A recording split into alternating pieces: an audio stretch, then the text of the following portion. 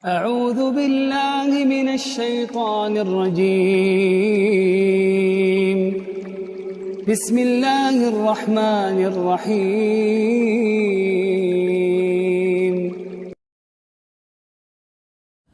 Anggota keluargamu, aset amal jariah dan kunci surgamu.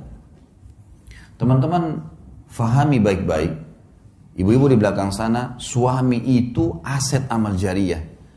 Cuma siapin makannya, siapin minumannya, siapin bajunya, mati masuk surga.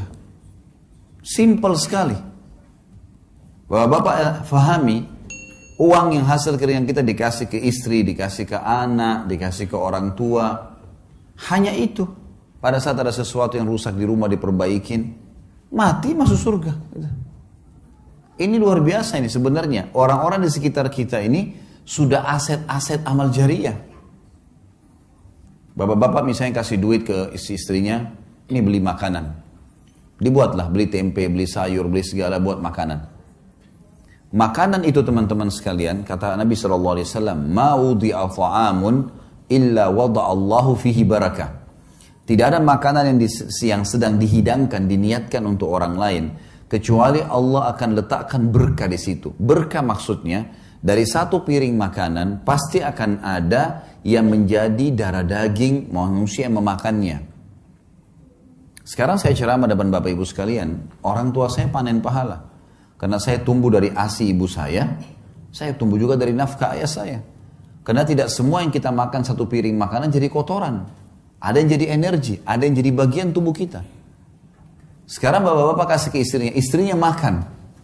Anaknya makan. Bukankah itu jadi amal jariah buat dia? Karena istri anaknya bisa bergerak. Ibu-ibu masak buat suaminya. Suaminya makan, anaknya makan. Dia tidak beli, tapi dia punya tenaga, masak. Lalu dimakan oleh suaminya. Bukankah itu jadi amal jariah buat dia? Amal jariah semua. Sampai pernah ada seorang sahabat dalam hadis riwayat Imam Muslim bertanya, "Ya Rasulullah, ayu islamin khair?" Perbuatan apa dalam Islam yang paling besar pahalanya setelah yang wajib-wajib? Kata Nabi SAW, "Tut'imut ta'am wa tusallimu ala man ta'rif wa man lam ta'rif." Engkau memberikan makan kepada siapa saja. Di sini masuk suami istri, anak, orang tua dan orang-orang lain, dan engkau memberikan salam kepada orang yang kau kenal dan kau tidak kenal. Jadi anggota keluarga kita tuh aset amal jariah. Kita disuruh berikan uang, hasil keringat kita. Nafkah itu sesuatu yang kalau tidak dikasih, roda kehidupan gak bisa jalan. Jadi ibu-ibu bisa beli makanan, air, makan, listrik, ya. Sesuatu yang memang harus ada. Kalau enggak, maka tidak berjalan roda kehidupan. Itu namanya nafkah.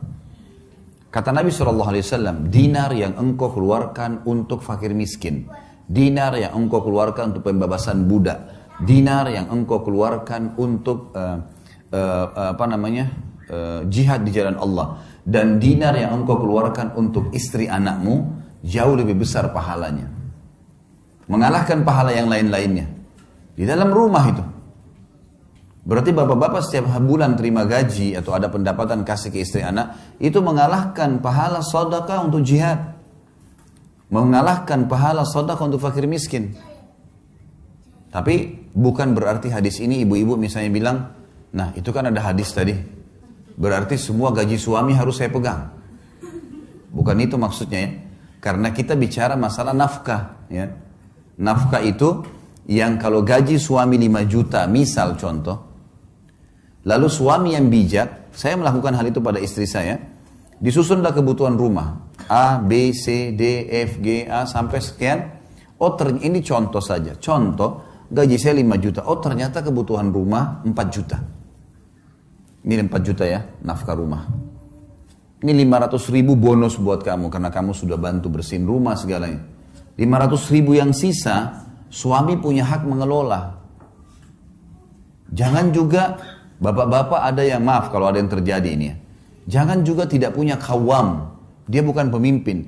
Semua gaji dikasih istrinya, dia mau beli pulsa pun minta sama istrinya. Gimana caranya? Beliin saya pulsa, loh kok lucu itu, kok malah dia minta sama istrinya? Gak boleh, mestinya dia bisa punya kawam. Dia yang beliin istrinya, iya harus punya kemuliaan. Nanti kita bahas di sini masalah kenali karakter pasangan. Ada poin-poin setelahnya. Jadi ibu-ibu punya hak di sisi nafkah, tapi ibu-ibu tidak punya hak lebih daripada itu. Kalau lebih sunnah, sebagaimana bapak-bapak tidak punya hak di harta pribadinya ibu.